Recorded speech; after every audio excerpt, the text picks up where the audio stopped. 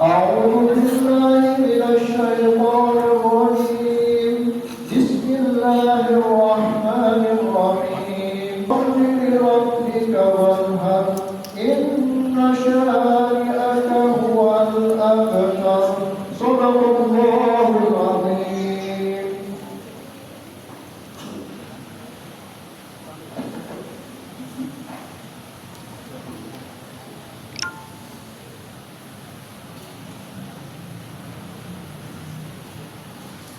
الله أكبر الله أكبر الله أكبر الله أكبر الله أكبر الله أكبر الله أكبر الله أكبر الله أكبر الله أكبر كبيرا والحمد لله كثيرا وسبحان الله بكرة وأصيلا لا إله إلا الله وحده صدق وعده ونصر عبده وأعز جنده وعزف الأحزاب وحده لا إله إلا الله ولا نعبد إلا إياه مخلصين له الدين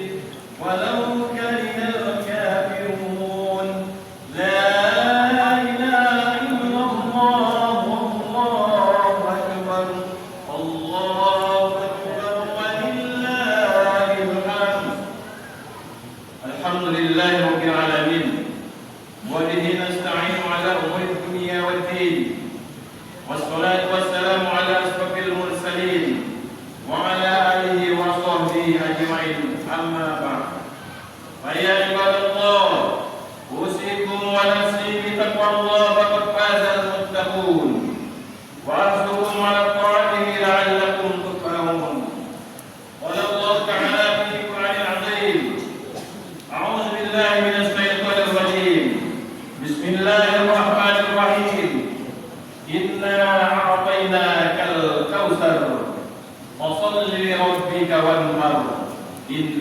شانئك هو الأبتر. Kaum muslimin wal muslimat rahimakumullah. Alhamdulillah, pagi ini kita dapat berkumpul di masjid ini sembari nikmati sejuknya hawa pagi, memandangkan takbir, mengagungkan ilahi Rabbi dirangkai dengan 2 rakaat salat Idul Adha sebagai upaya mendekatkan diri kepada Tuhan yang Maha Suci. Mari kita bersama-sama meningkatkan takwa kita kepada Allah Subhanahu wa taala. Niatkan dengan sepenuh hati. Hari ini sebagai langkah awal memulai perjalanan ini mengarungi kehidupan. Seperti yang tercermin dalam ketaatan dan ketabahan Nabi Ibrahim alaihissalam menjalani cobaan dari Allah Subhanahu wa taala. Melalui mimbar ini, khotib berwasiat, mari kita terus berusaha untuk meningkatkan keimanan dan ketakwaan kita kepada Allah Subhanahu wa taala dengan cara menjalankan perintah-perintah Allah dan meninggalkan larangan-larangan Allah Subhanahu wa taala. Kaum muslimin jemaah salat Idul Adha rahimakumullah. Pada bulan Zulhijjah ini terdapat 2 peristiwa sebagai ujian keimanan, yaitu perintah haji dan perintah berkurban. Yang pertama, perintah haji, Allah Subhanahu wa taala menegaskan bahwa haji hukumnya wajib seumur hidup sekali bagi yang mampu. Hal ini ditegaskan oleh firman Allah Subhanahu wa taala, "Walillahi 'alan nasi hajjul baiti man istata'a ilaihi sabila, wa man kafara fa inna Allaha ghaniyyun 'anil 'alamin." Mengerjakan haji adalah kewajiban manusia kepada Allah, yaitu bagi orang-orang yang sanggup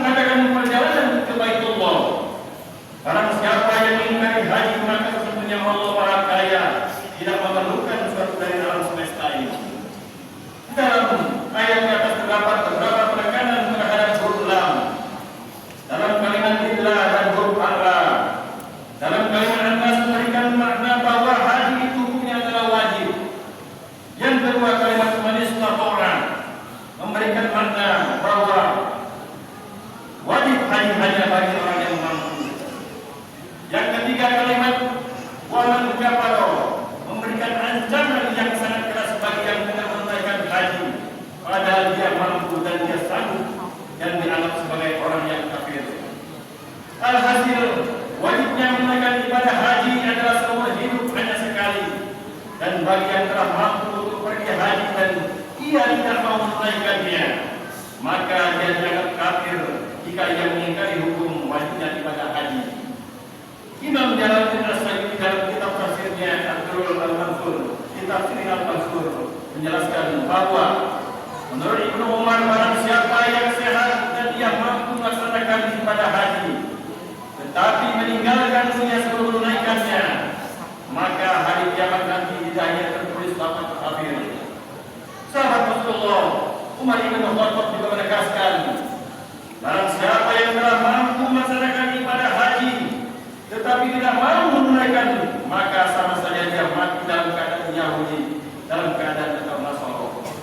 Apa yang telah dituangkan Imam Jalaluddin As-Suyuti dalam tafsirnya dan dia sampaikan oleh Umar bin Khattab dalam kabarnya, memberikan penjelasan bahwa dampak menunda-nunda menunaikan haji pada mampu adalah dikhawatirkan mati dalam keadaan su'ul khotimah. Nauzubillah min dzalik. Untuk itu kepada umatnya yang sudah mampu, Rasulullah menegaskan segera pergi haji.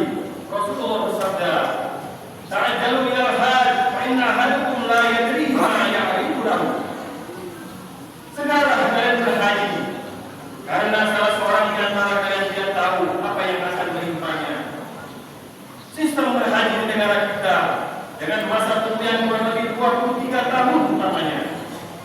Bagi yang mampu haji sudah mendaftarkan haji walaupun belum berangkat karena menunggu giliran keberangkatannya, berarti tidak telah menegarakan untuk pergi haji. Namun bagi yang mampu yang sampai saat ini belum mendaftarkan diri, bagi sama saja menunda-nunda menunaikan ibadah haji, dikhawatirkan nanti mati dalam keadaan su'ul khotimah. Kaum muslimin jamaah Islamiyah rahimakumullah. Saat ini kaum muslimin dari seluruh penjuru dunia berkumpul di kota Mekah melaksanakan rangkaian ibadah haji. Mulai dari tawaf, sa'i, wukuf di padang Arafah, mabit di Musdalifah serta melontar di Umrah.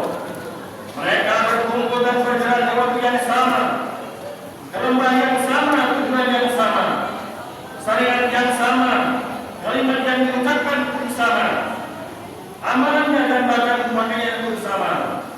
Perbedaan warna kulit, perbedaan berbahasa, perbedaan status sosial menjadi lebur di titik yang jadi sebagai hamba Allah Subhanahu wa Ta'ala. Inilah pesan penting agama yang mulia ini. Kita adalah hamba Allah yang membedakan kita di hadapan Allah hanyalah takwa dalam diri kita, dalam hati dan amal ibadah kita dikerjakan. Maka patut kita renungkan bersama. Kalau kita mendapat hukum di mana Arafah, maka adalah ibadah hukum Allah. Kalau kita pun bisa bermalam di Musdalifah, maka bermalam dalam ketaatan kepada Allah. Kalau belum mampu menyembelih hewan kurban, maka jangan ia menyembelih hewan buruknya. Dan kalau kita belum mampu melontar jumroh sebagai simbol perlawanan terhadap wujud Nabi Iblis, maka lontarlah lawan sifat angkuh sombong, wujud dia sunnah dan rasa jangan supaya di dalam hati kita. Allahu Akbar, Allahu Akbar, Allahu Akbar, walillahil hamd. Hadirin kaum muslimin jamaah sekalian rahimakumullah. Perintah di bulan Zulhijjah yang kedua adalah berkurban, yaitu menyembelih hewan kurban pada hari raya Idul Adha dan 3 hari tasrik tanggal 11, 12 dan 13 Zulhijjah. Berkurban hukumnya sunnah muakkad bagi yang mampu. Artinya barang siapa yang ada kemampuan untuk berkurban, maka baginya disunahkan untuk berkurban setiap tahunnya. Peristiwa hari raya kurban tidak lepas pula dari kisah yang diceritakan Nabi Ibrahim untuk menyembelih putra semata wayangnya Ismail. Bisa dibayangkan misalnya Nabi Ibrahim itu seperti ayat-ayat kebanyakan di dunia ini. Betapa penilan teririsnya hati beliau saat sudah menyembelih sang buah yang sekian. Nabi Ibrahim melaksanakan perintah pada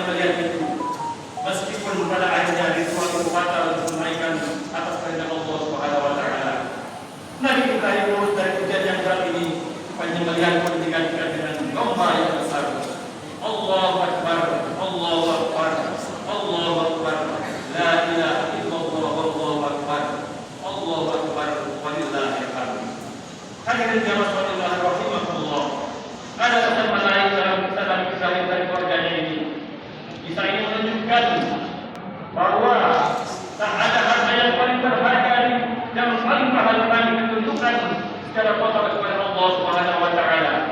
Nabi Ibrahim mampu